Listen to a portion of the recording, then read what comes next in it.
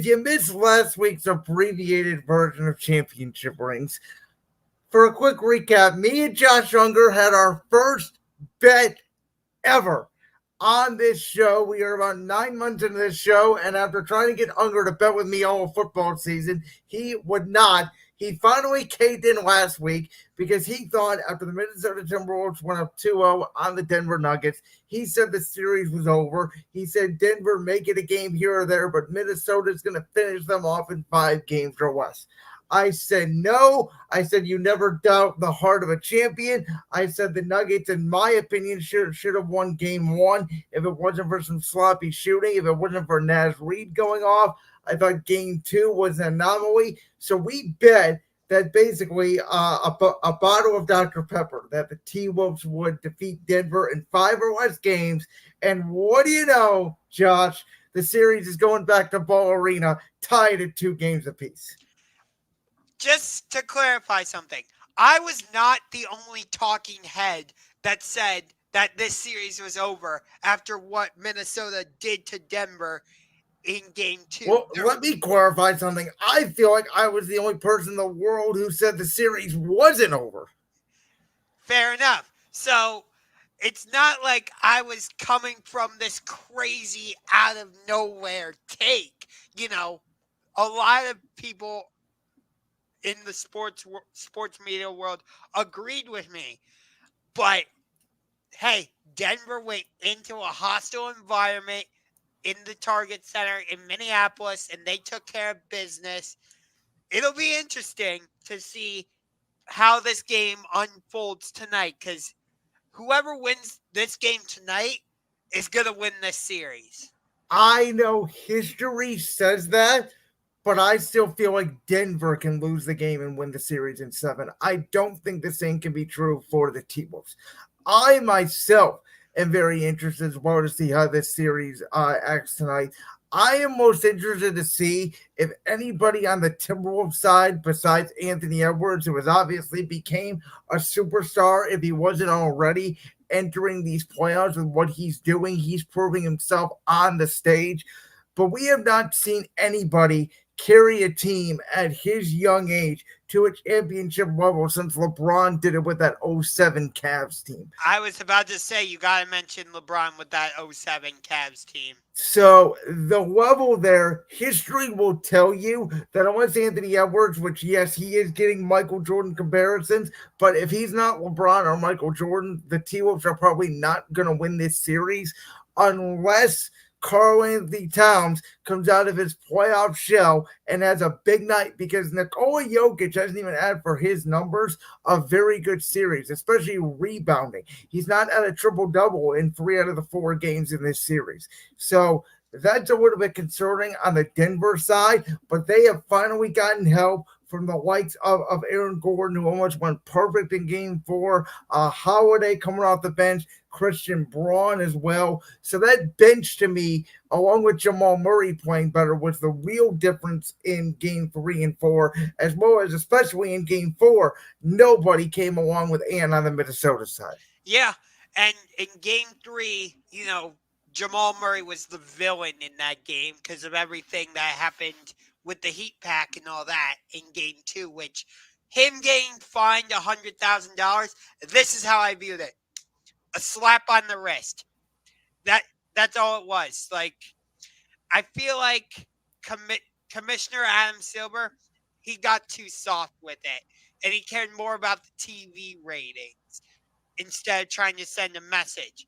But for me, the X factor in this series, and you mentioned him already, has been Aaron Gordon. Like, it took him a couple games, but he's been able to find his offense, and that's opened things up for Nikola Jokic.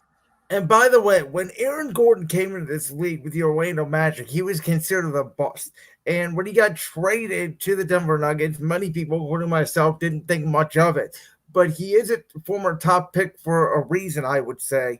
And Aaron Gordon, He may not be a number one, he may not be a number two, but he may be like what Andrew Wiggins was to Golden State in their last championship run 2 years ago. He is the perfect complement, number three, to Jamal Murray and to Nikola Jokic. And Denver is doing this, I would say, mostly with little to no contribution from Michael Porter in the series, who couldn't miss a shot against the Lakers in the previous round.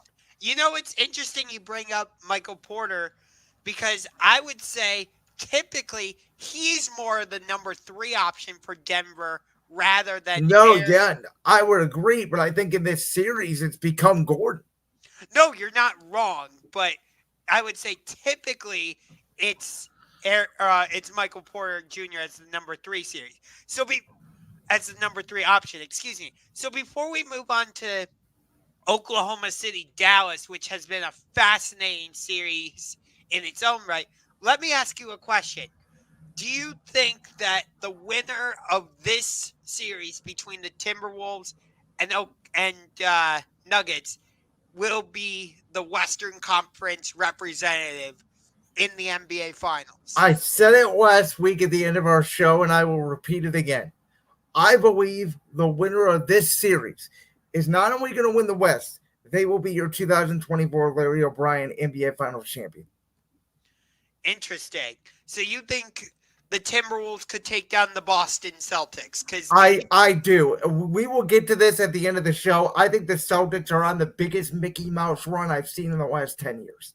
Okay, I was trying to think of that term earlier today, and I was going to ask you about it because you and I both agreed that the Lakers 2020 championship in the Orlando bubble was a Mickey Mouse championship. I agree somewhat. I don't agree fully. Okay. But do you feel like the Bucks championship in 2021 was that a Mickey Mouse? Again, it wasn't a full Mickey Mouse, but I think hindsight is 2020. They caught some breaks along the way, but that championship was more deserved than the Lakers championship. Okay. So if Boston goes on to win this championship this year, would that be a full Mickey Mouse championship?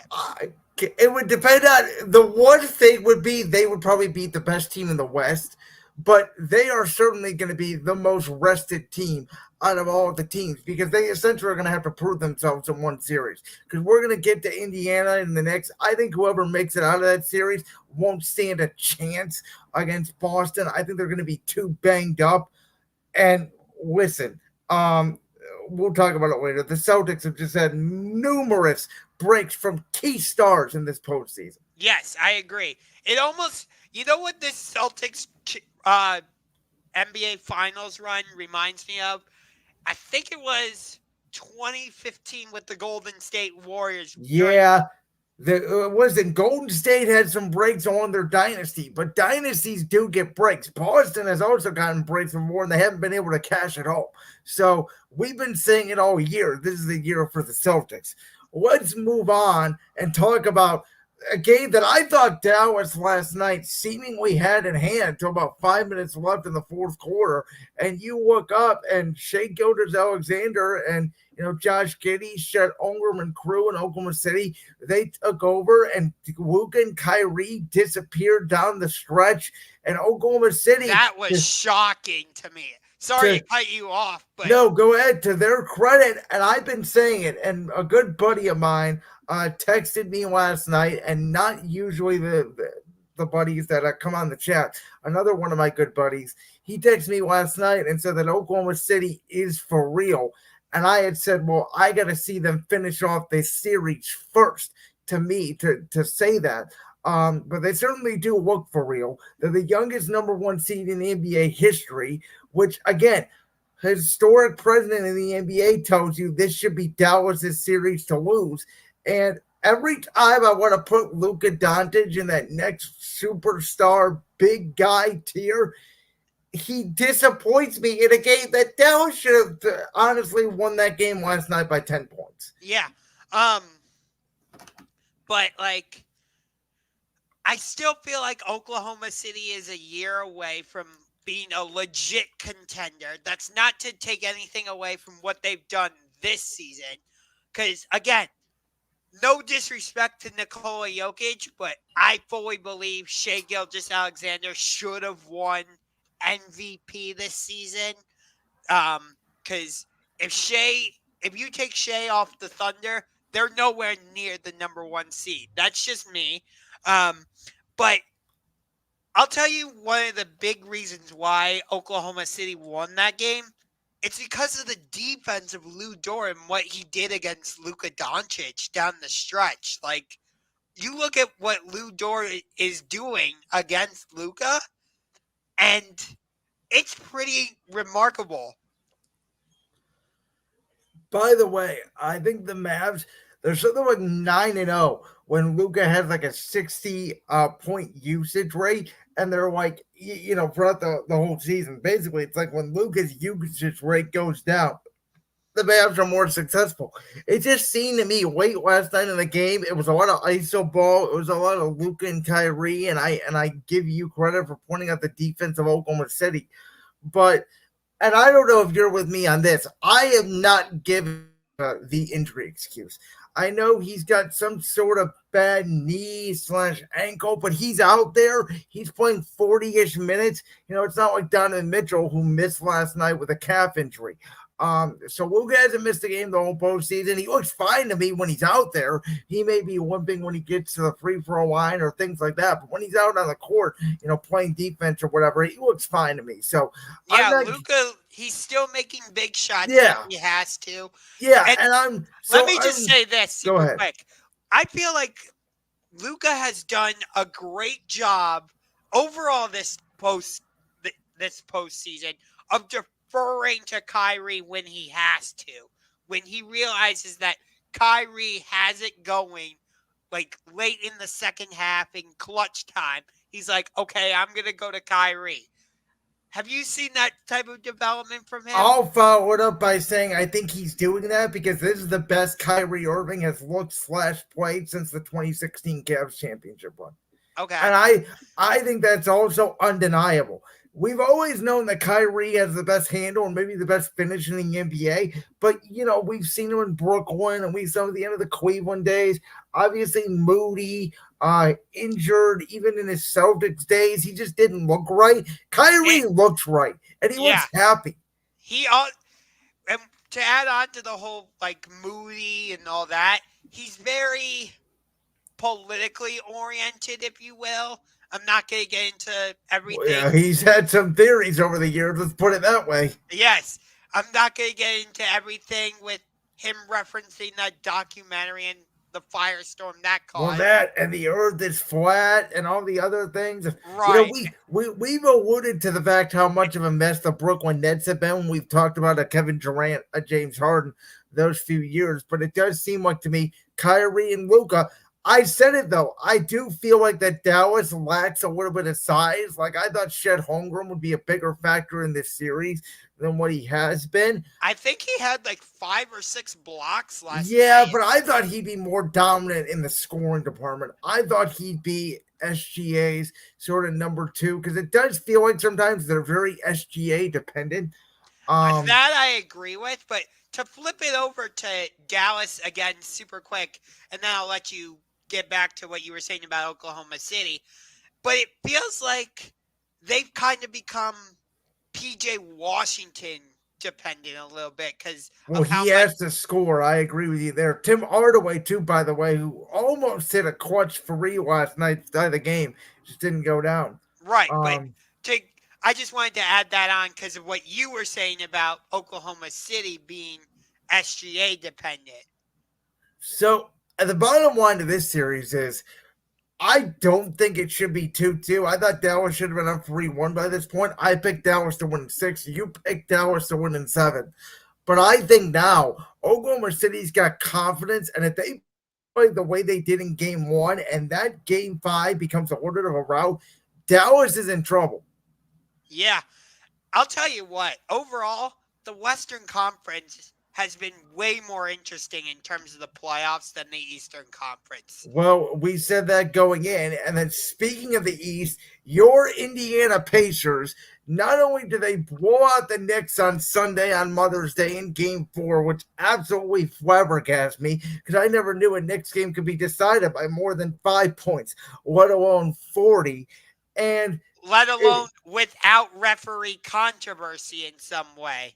And yeah, and how about Nemhard in game 3, which in my opinion might have saved the Pacers season. That could have been a series altering shot because the Knicks had control of that game, and obviously Nemhard hits a big shot from about 35 feet away. Pacers go on to win that game and they carry that momentum. But my question for this series is going to be, can Indiana go into MSG with the Knicks now without Mitchell Robinson, without Julius Randle, as we know? Jalen Brunson's a little bit banged up. Tom Thibodeau doesn't play any of his reserves. OG Can Anunoby is out. Ananobi is out? Can Indiana go into New York and beat a gritty, tough Knicks team who you know is going to give it all they have at MSG? Because to me, this is the game for Indiana. If they win this game 5, they can beat the Knicks back in Indiana game 6 and win the series. If they don't, I don't think they could beat the Knicks 2 times in a row, once in Indiana and back in MSG. So it's interesting you say that because game 3 was on It was Friday on Friday night. Yep. and then game 4 was on Sunday afternoon. So that's not even a 48-hour turnaround. That was like a 36-hour turnaround. That's an astute point by you. Okay. Well, I credit Brian Windhorst for that. But the reason I bring that up is because it would be the same situation between game 6 in Indiana and game 7 back in New York if it gets to that point. Here's the difference, though. I think isn't game 5 and game 6 a 3-day or 2-day? I know there's space between game 5 and game 6 So game 5 is tonight. but game 6 is until Friday. So I can look that up. Yeah, yeah.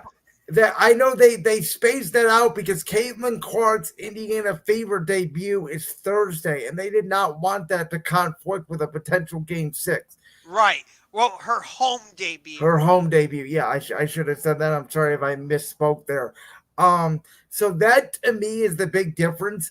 Because the Knicks need more rest than Indiana, as I alluded to. I'm just wondering if Jalen Brunson can take this Knicks team over the finish line.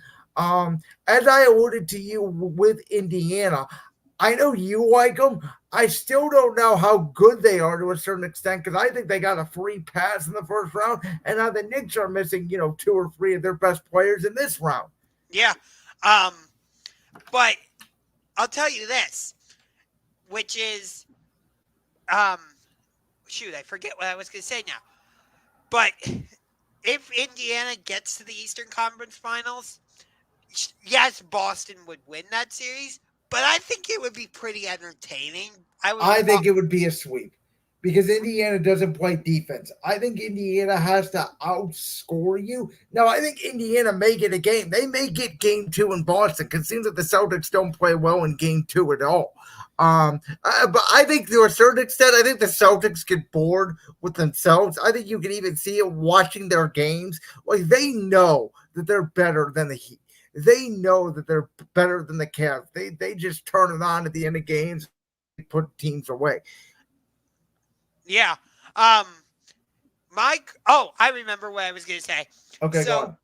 Leading into Game 6 in the first round series between New York and Philadelphia, I made a video like kind of previewing that game the day of, and I said if Philadelphia was going to win that game, the supporting cast and the home crowd would have to make the difference for the 76ers because of everything that happened in Game 3 and Game 4 where the Knicks fans basically took over the Wells Fargo Center in Philly. I feel like it's the same situation here. Not that Pacers fans are taking over Madison Square Garden in New York, but because the Knicks are so depleted, they need that home crowd to lift them up and give. My biggest thing is going to be, can Tyrese Haliburton play like the star you think he is and stop playing like a role player that he's been throughout these playoffs? Because at MSG, he's been terrible. At I home, actually he's been think this. great. I actually think this is going to be a big Pascal Siakam game rather than Halliburton. Well, for me, it needs to be a Haliburton game for Indiana to win. He's your best player. He has to play well. I don't disagree with what you're saying because I think you're spot on. But if you can get it, excuse me, to be where maybe in it just in this game that Siakam is your Batman and Halliburton is your Robin, I think Indiana can still win with that formula. They probably can. It just depends on, will Dante DiVincenzo, Josh Hart, Harvenstein, somebody other than the Knicks. DiVincenzo was huge in game two. Can somebody other than Jalen Brunson, basically, does Brunson have to score 50 for the Knicks to win, or can he lead the whole second quarter like he did in game two and they still win the game by him getting you 25 or 30? Right. That's the question because Indiana's a much deeper team.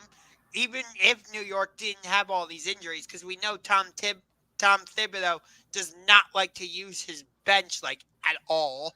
I don't know if he's ever heard of a bench until a guy gets 5 fouls.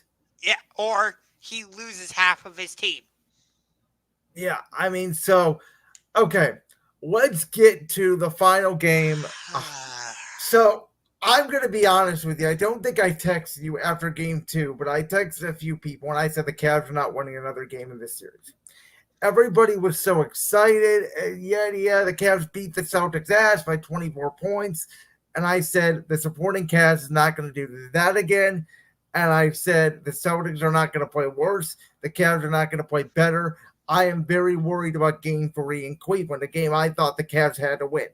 And Boston controlled the game. I never really felt like, even when the Cavs got somewhat close in the fourth quarter, kind of felt like to me the Celtics were on cruise control. It really was like between 8 and 12 the whole second half. And then it turns out that instead of calling off the dogs and taking Donovan Mitchell out with 2 minutes left because the game was over, our head coach, J.B. Bickerstaff, leaves Donovan Mitchell in the game. Donovan Mitchell suffers a calf strain. He's out for game four, and the Cavs supporting cast did what they could, but everybody knew deep down the Cavs were not going to win that basketball game last night, even with 2 minutes left to me.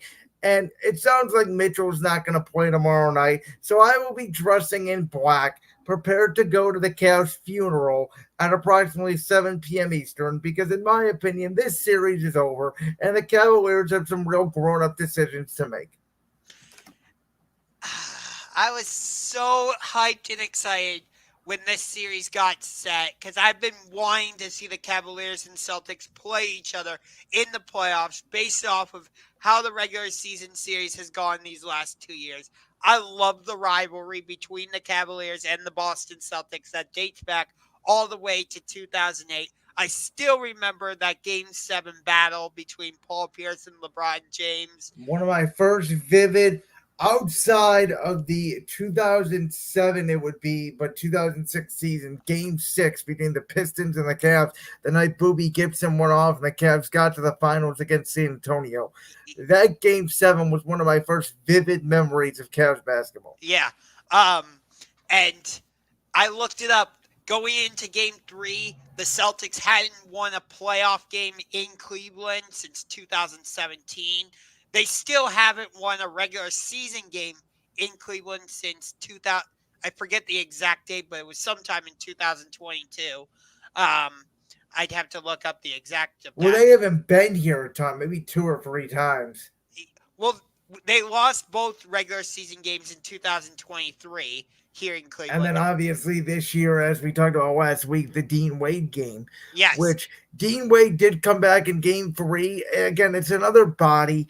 I do got to give a little bit of credit to Jason Tatum and Jaylen Brown, because I thought specifically in game 3 and game 4, they both played well. And I thought Tatum rose to the occasion as the superstar that you think he is, the star that I think he is. I think this is a real proving ground for Jason Tatum and Jaylen Brown, and they've answered the test so far. Um, Yeah, I don't, but here's the problem. I can't definitively say they've answered the and call and that's because, like you and I were saying, they haven't really been tested yet. I'll so. let me give this Go before you ahead. You go ahead and weigh the breakdown because I think I was going to do it, but I think you're going to do a better job. So I'm going to let you do it. let me give the Celtics credit for this. First of all, credit to them for just destroying my hype and excitement for this playoff series. Um, I'm not happy about it, but I'll give the credit to the Celtics for that. But number two, in both round one against Miami and in this series against the Cavs, Boston lost game two at home, as you illustrated. And then what happened? They go down to Miami for game three and game four, and everybody's like, oh, this is Miami. Like, we know what Miami has done against Boston in the past. They still have Eric Spoelstra as their head coach. And the Celtics said, yeah, we're not allowing that to happen. And they just took apart Miami. And then in this series, you started hearing some of that same type of noise following what happened in game two. What did the Celtics do? They didn't mess around. They came out in game three and controlled it from start to finish, as you said, and just ripped the heart right out of the Cavs. And I'm going to say it. If I'm the Cavaliers, I'm calling the these four teams. I'm calling the New Orleans Pelicans. I'm calling the Washington Wizards.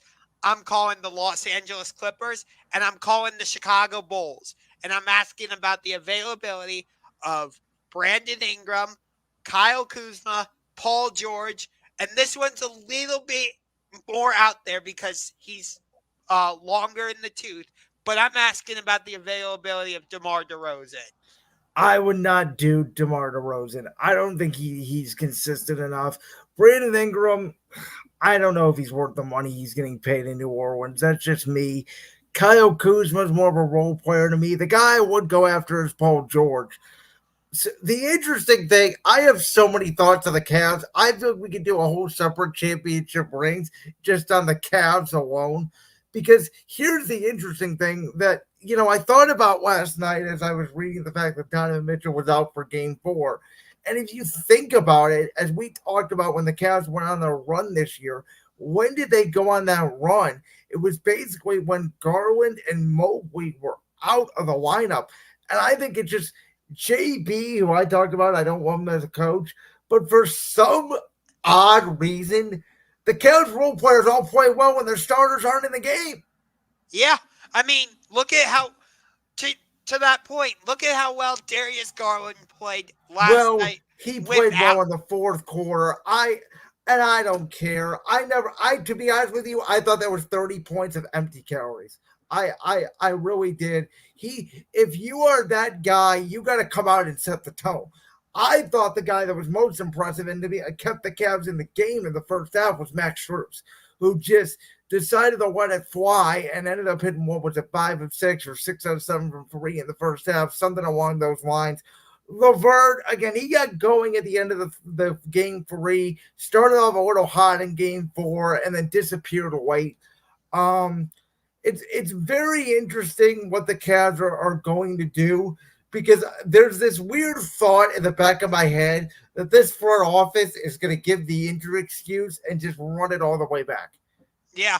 So here's my thinking: is you and I both are kind of on the same page that JB Bickerstaff is most likely going to get fired. Well, Once like this I said, he should. Now I'm at the point where I'm doubting it's going to happen. okay. Well, let's say it does Okay. happen. Okay. Um, there are two names that come to mind as new head coaches, although one of them is reportedly the front runner for the Lakers. I'm talking about JJ Oh, Redick. I would not hire JJ Redick at all. Okay, fair enough. And the other one, he started the Golden State dynasty before being replaced by Steve Kerr.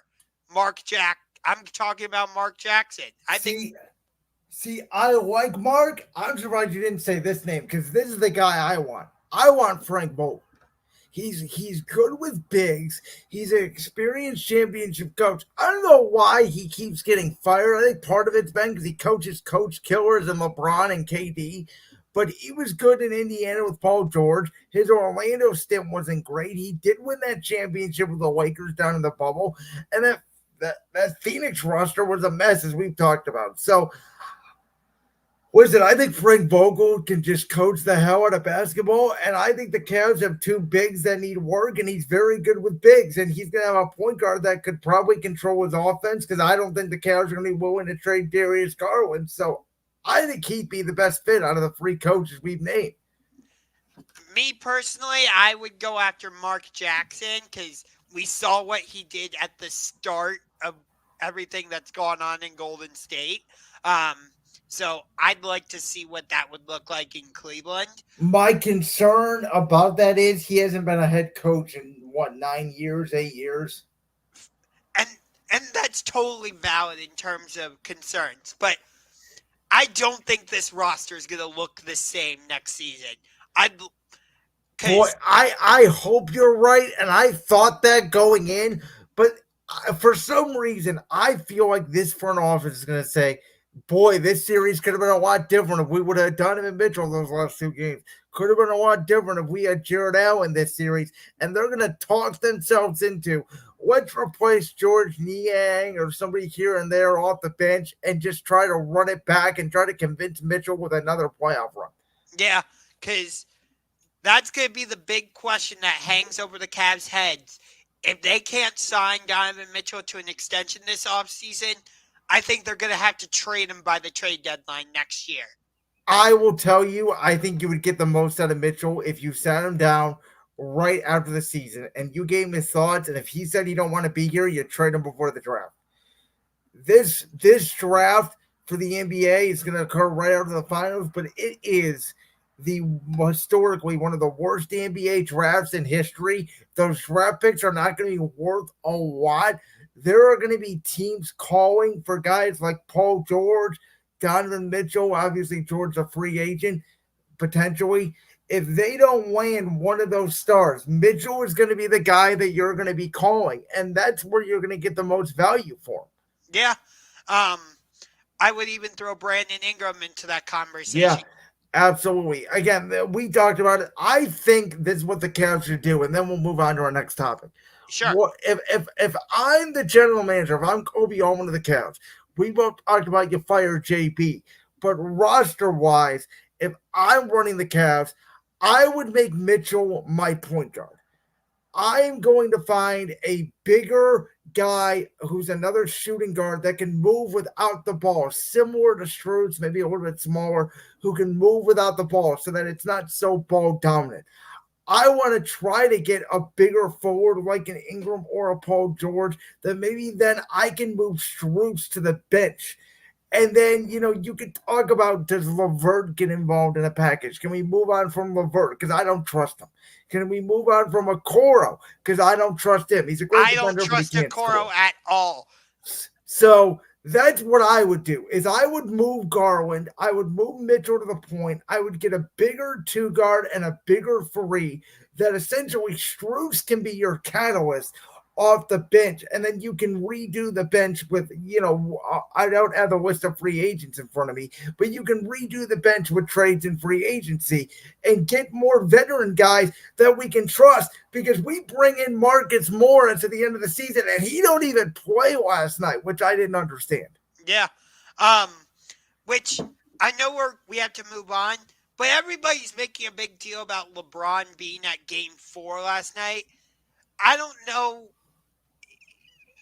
It doesn't seem like anything more than, like, hey, Lakers, I could opt out and come back here if you don't do what I want or whatever. So I have said the whole time, everybody's been texting me today asking me, can we get Braun back? I'm like, he's not leaving, but I think it will become very interesting if he opts out. I'll say that.